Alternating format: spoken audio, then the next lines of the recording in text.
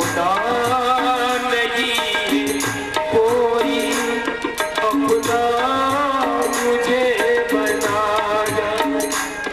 अपना नहीं कोई, अपना मुझे बना जा। दिलदार यार प्यारे गलियों में मेरी आजा। कन्हैया को अपनी गली में बुलाने के लिए बड़ी स्तुति करनी पड़ती है, मीठी मीठी ताली बजाते हैं। तो दिलदार यार प्यारे गलियों में मेरी आजा।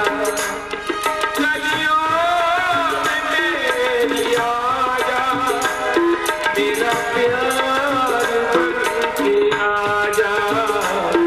दिलदार यार प्यारे गलियों में मेरी आजा।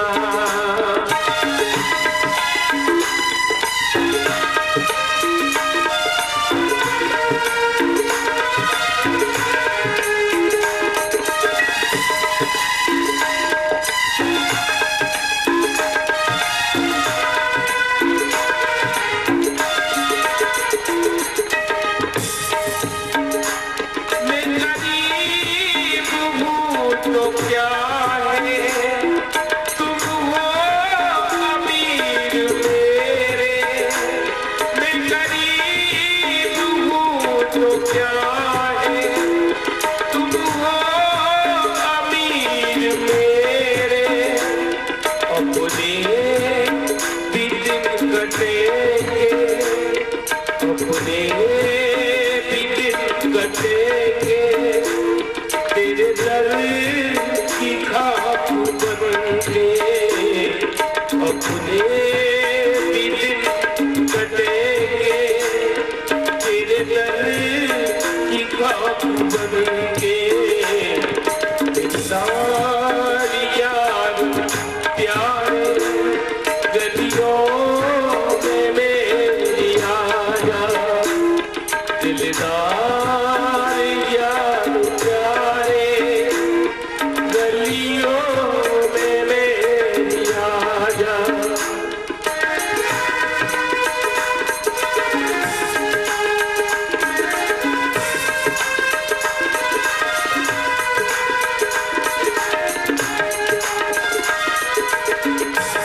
किसी से मांगे क्या देगा ये जमाना, हम क्यों किसी से मांगे।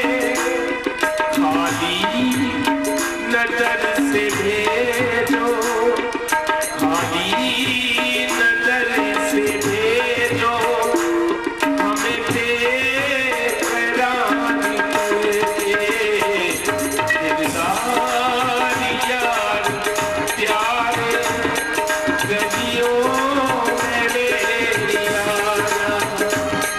गलियों में मेरी आजा, मेरा प्यार बनके आजा।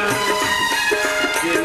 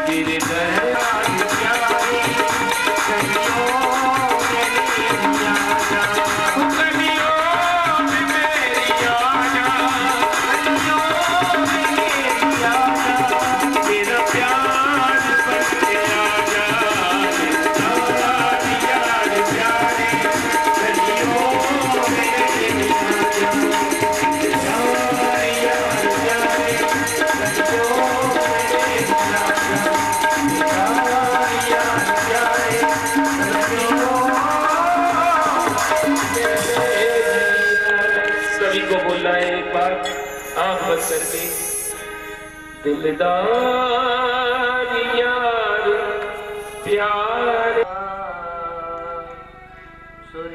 सुरुचि पेयते पत्युल नेतरायत्सुतो ध्रुवः। श्रीमद् भागवत महापुराण के चतुर्थ स्कंद के अष्टम अध्याय की 8वां मंत्र है।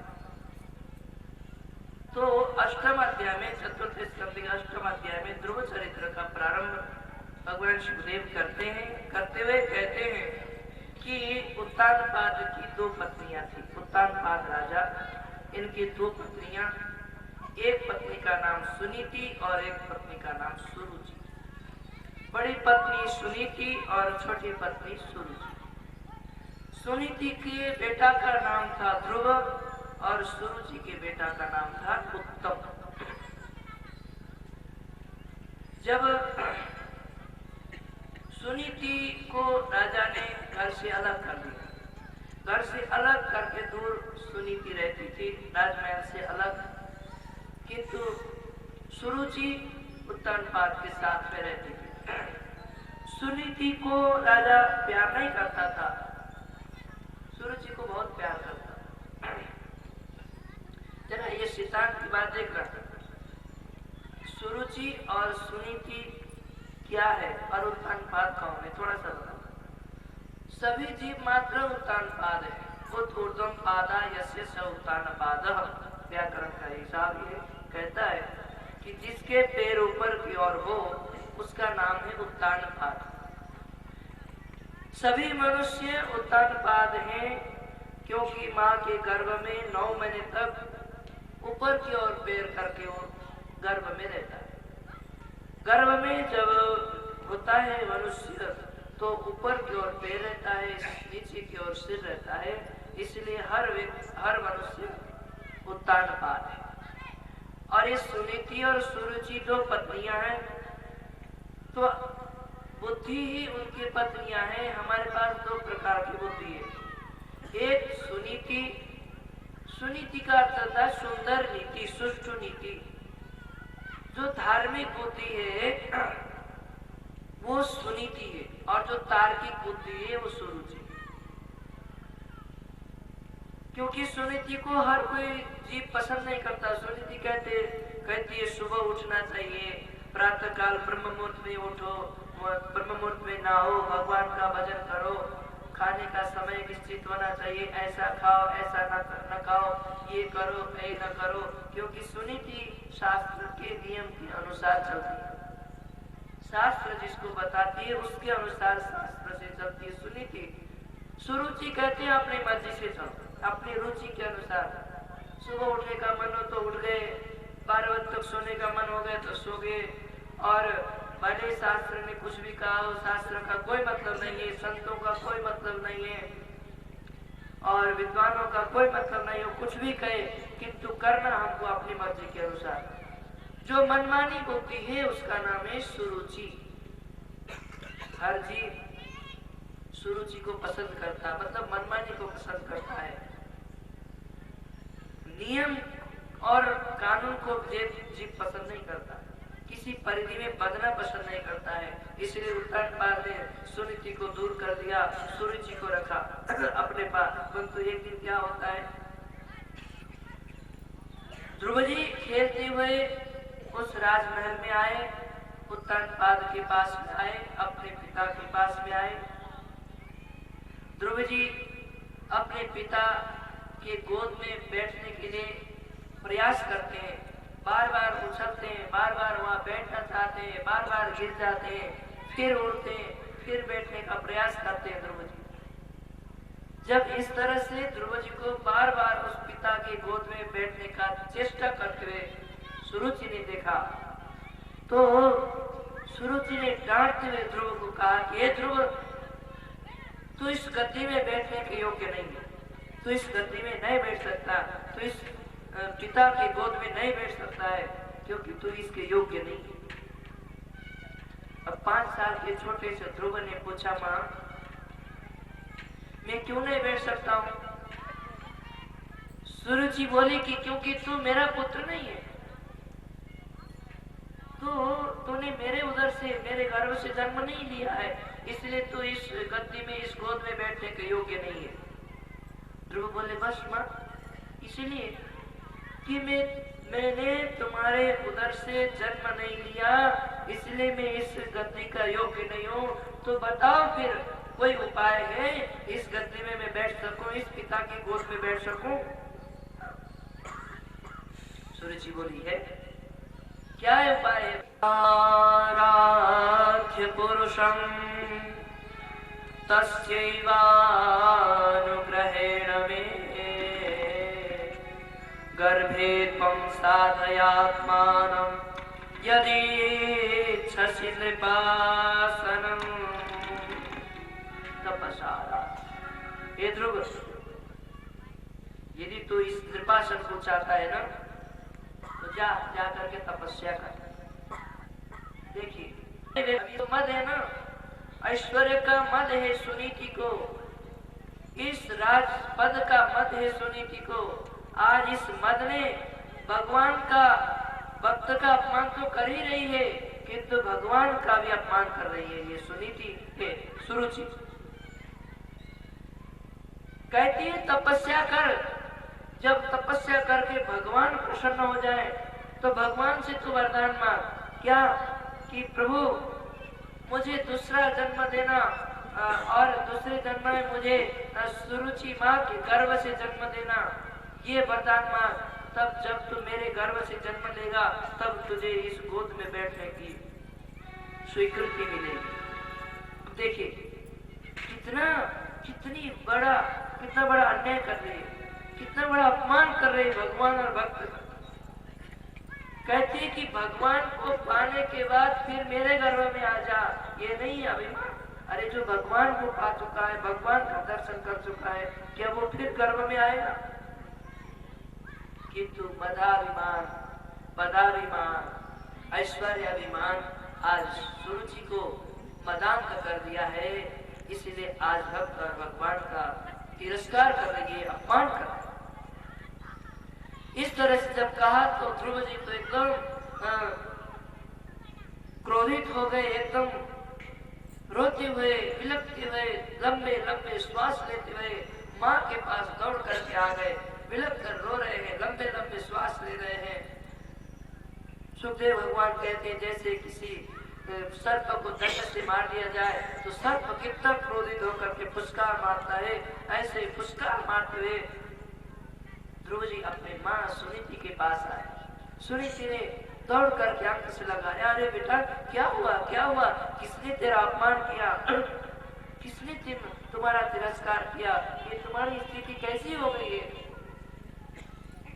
वाणी गदगद होने के कारण ध्रुव जी तो कुछ भी नहीं बोले, किंतु उनके साथियों ने, छोटे छोटे बालकों ने ज्यों का त्यों बता दिया जो घटना हुई है सुरुचि के पास। जैसे ही माँ सुनीति ने सुना कि सुरुचि ने ऐसे कहा है, देखो माँ सुनीति के हृदय में बहुत दुख हुआ, किंतु भक्त हृदय देखो कैसा होता है। देखो भक्त हृदय यही है, संत हृदय यही है कि अपना जो बुरा चाहता है उसका भी वो बुरा नहीं चाहता, किंतु अपने दुख को संभालते हुए, अपने दाह को संभालते हुए, अपने वेदना को संभालते हुए, शांत करते हुए, अपने को संभालते हुए ध्रुव को कहती है कि ध्रुव सावधान, माँ के प्रति ऐसी कोई गलत भावना मत लाना।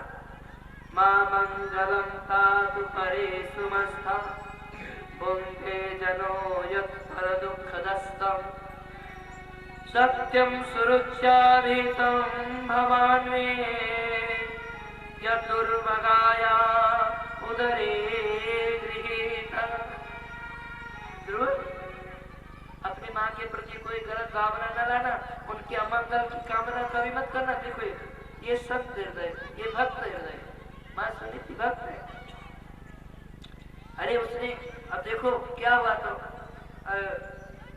माता पिता अपने बेटों को डांट देते हैं, अनायास ही डांट देते हैं, तो क्या हुआ, तो डांटना चाहिए।